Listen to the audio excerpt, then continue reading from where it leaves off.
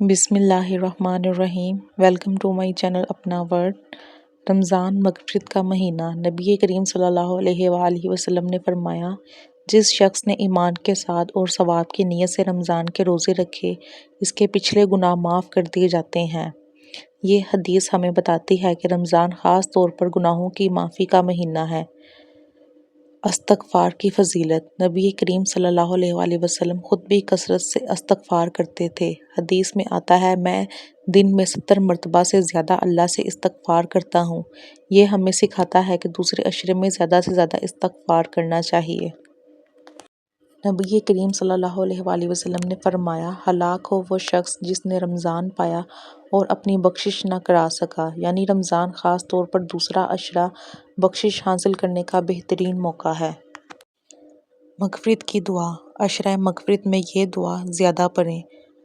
اللہم اغفر لی ذنوبی۔ ترجمہ، اے اللہ میرے گناہ معاف فرما۔ یہ بہت آسان اور بہترین دعا ہے۔ دوسرا عشرہ مغفرت کی دعا۔ 11ویں روزے سے 20ویں روزے تک صبح و شام 100 مرتبہ یہ دعا پڑھیں۔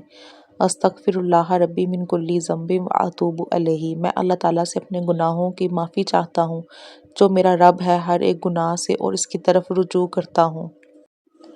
صدقہ کریں۔ عشرہ مغفرت میں صدقہ ضرور کریں۔ کسی غریب کی مدد کریں، کسی کو کھانا کھلائیں، پانی پلائیں۔ چھوٹا صدقہ بھی بہت بڑا ثواب رکھتا ہے۔ دوستو، عشرہ مغفرت بہت جلد گزر جاتا ہے۔ ہمیں کوشش کرنی چاہیے کہ کسی کا دل نہ دکھائیں، جھوٹ نہ بولیں، غیبت نہ کریں، لڑائی نہ کریں، کیونکہ گناہوں کی وجہ سے عبادت ضائع ہو جاتی ہے۔ اگر آپ کو یہ ویڈیو اچھی لگی ہو تو لائک کریں اور شیئر کریں۔ اللہ تعالیٰ ہم سب کو رمضان کی برکتیں نصیب فرمائے۔ آمین۔